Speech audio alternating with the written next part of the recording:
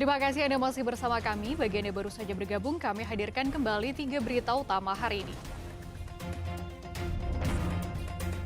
Nyaris 10 tahun, Jalan Raya Banjarwangi Singajaya, Garut tak pernah diperbaiki.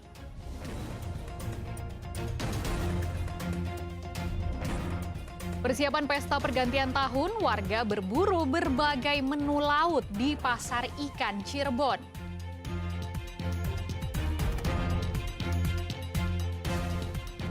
Dibakar api cemburu, seorang suami di Sukabumi menyiram istrinya dengan air keras.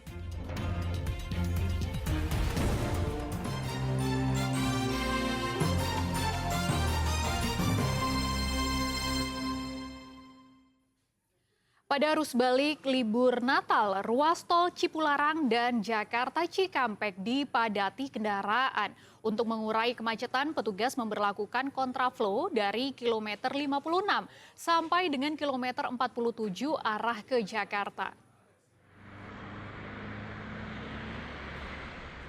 Ribuan kendaraan memadati ruas tol Jakarta Cikampek pada Minggu malam. Volume kendaraan terus meningkat sehingga arus lalu lintas tersendat. Kepadatan terlihat mulai dari kilometer 56 menuju kilometer 47 dari arah Cipali dan Cipularang menuju ke Jakarta.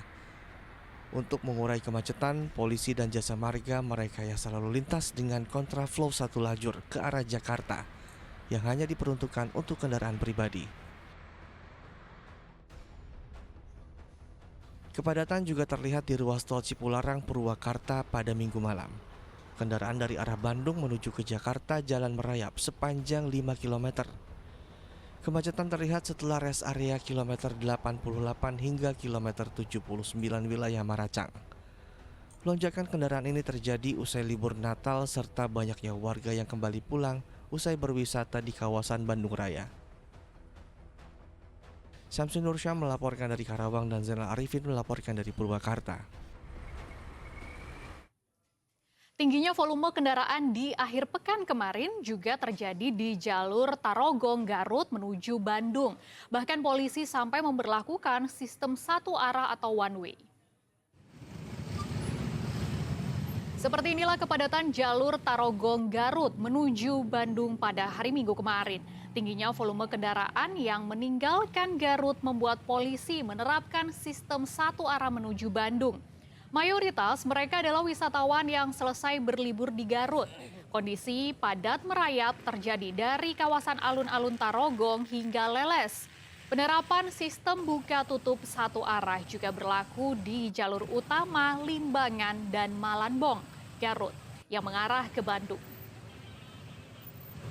Perkiraan ini adalah orang-orang dari luar Garut yang berwisata di Garut, kemudian pada saat hari Minggu ini karena mulai besok mungkin udah kembali beraktivitas untuk masuk kerja, jadi pulang mereka dari Garut.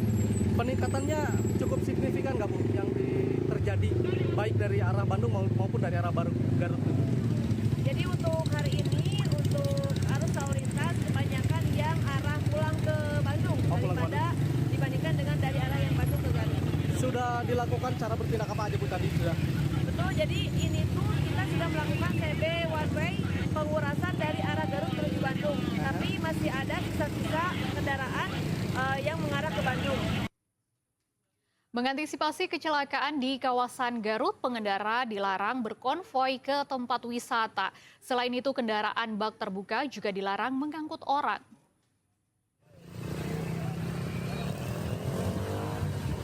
Ramainya lalu lintas di musim libur Natal dan Tahun Baru serta liburan sekolah membuat sejumlah aturan kembali dipertegas. Salah satunya soal larangan konvoi kendaraan.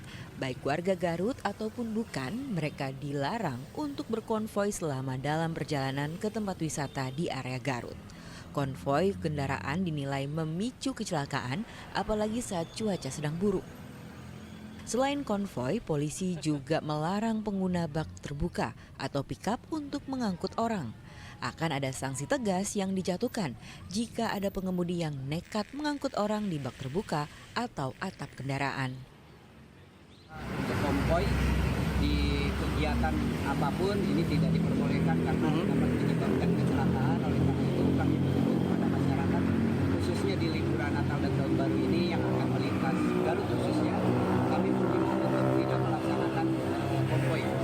terbuka seperti kol buntung ataupun seperti truk yang memang baknya terbuka tidak boleh dipergunakan membawa orang. Serta angkutan umum seperti elep yang jurusan Bandung yang arah ke Garut, kami himbau tidak menaikkan penumpang di atas kendaraannya karena ini dapat membahayakan. Pengawasan dilakukan selama musim liburan yang diprediksi hingga akhir minggu ini. Eko Setiabudi melaporkan dari Garut. Di Kabupaten Bandung, untuk mencegah angka kecelakaan karena remblong, polisi buka posko penyiraman roda kendaraan di jalur alternatif Garut-Bandung. Hal itu mengingat jalur tersebut cukup ekstrim. Siram dulu, baru jalan. Inilah metode yang dipakai Polsek Ibun untuk mengatasi masalah pengereman. Bagi mereka yang melintas di jalan alternatif Garut-Bandung wajib untuk berhenti di pos untuk mengistirahatkan kendaraannya lalu menyemprotkan air pada bagian roda kendaraan. Tujuannya agar rem bisa bekerja optimal dengan menurunkan suhunya. Selain penyiraman roda bagian pengereman, polisi juga menyediakan tumpukan ban di beberapa tikungan tajam dan curam untuk mengantisipasi kefatalan jika ada kendaraan yang mengalami remblong. Terkait dengan jalan yang ada di Ibun ini memang tanjakan dan turunan yang luar biasa curam. Untuk itu kami melakukan inovasi berupa penyediaan torm untuk melakukan penyiraman kepada rem kendaraan bermotor. Kami siagakan anggota untuk memberikan sosialisasi dan disiram. Di bawah itu ada 2 titik yang kita anggap black spot atau kerawanan, dan itu kerawanan tersebut kita melakukan antisipasi menambah ban pada dinding bantalan jalan ya di samping itu, sehingga apabila memang tidak terantisipasi dinding disiram, mereka kalau blong bisa tertahan oleh ban. Adanya fasilitas ini disambut baik warga. Mereka menilai cara ini bisa mencegah resiko kecelakaan mengingat jalur alternatif Garut-Bandung sepanjang 20 km ini memiliki medan yang banyak tanjakan dan turunan yang curam. Sebetulnya sangat membantu ya untuk pengemudi Pak ya, apalagi yang dari atas jarak jauh, itu sangat bagus sebenarnya untuk membantu supaya rem itu nggak begitu panas semua dia. Begitu sih Pak. Dari mana ke mana? Saya rencana mau ke Bandung sih Pak. Dari Garut berarti Pak? Dari Garut Pak. Jalur alternatif ini bisa digunakan untuk menghindari jalur utama yang kerap macet. Sepanjang jalan, warga diminta berhati-hati terutama memastikan kendaraan dalam kondisi prima sehingga perjalanan liburan lebih aman dan menyenangkan. Muhammad Abbas melaporkan dari Kabupaten Bandung. Nah, bagaimana dengan rencana malam pergantian tahun nanti? Dalam beberapa hari terakhir, pasar ikan di Kabupaten Cirebon ramai didatangi warga. Mereka ternyata menyetok beragam jenis biota laut yang akan dimasak untuk menyambut Tahun Baru 2025.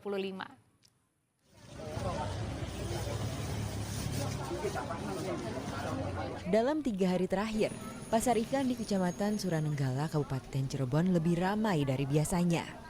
Banyak warga yang datang untuk berburu bermacam-macam biota laut. Tak hanya warga lokal, tetapi juga warga yang tengah berlibur sampai menyempatkan diri melipir ke pasar ikan menyetok persiapan malam pergantian tahun. Mereka sengaja memilih menu ikan agar malam pergantian tahun terasa berbeda dari hari-hari biasa. Beli ikan ini buat persiapan tahun baru. Oh gitu. Kenapa Pak dipilihnya ikan buat perayaan tahun barunya? Kayaknya mungkin ganti menu lah. Biasanya ayam, ini mau coba ikan lah. Oh gitu. Ya, jadi acara kumpul sama keluarga, iya. dengan bakar-bakar ikan. Di mana Pak? Di Cikarang Pak. Oh Cikarang. Cikarang ya. Oh jauh-jauh. Ke Cirebon ini. Oh sekalian belanja ya? Dan belanja persiapan. Oke. Biasanya memang seperti itu sama keluarga malam tahun baru Pak. Biasanya seperti itu. Kumpul ya, sama masak-masak. Warga memilih ke pasar karena ikan-ikan di sini baru turun dari kapal sehingga masih segar. Meski harganya cukup tinggi karena cuaca tengah buruk, tak mempengaruhi minat warga akan hasil tangkapan laut. Hal itu terbukti dari pedagang yang merasakan adanya peningkatan pendapatan dari hari biasa sampai 100%. Menjelang tahun barunya biasanya malamnya Pak. Oh, buat bakar-bakaran ya? Iya. Biasanya yang dicari ikan apa aja Pak? Itu barakuda, talang, kakap, ya Macam-macam ya? ikan sebelah. Biasanya ikan jenis ikan bakar Pak. Ini peningkatannya berapa kali lipat dari hari biasa Pak penjualan? Mungkin bisa sampai kalau perbandingan mungkin hampir 50% lebih Pak, ya, hampir 100%. Hampir 100%? Hampir Pak. Iya. Ini masih terus meningkat ya? Rata-rata ikan yang dicari adalah etong, ikan sebelah, barakuda, kakap, hingga jenis cumi, udang, dan kepiting. Maruli Habibi melaporkan dari Kabupaten Cirebon.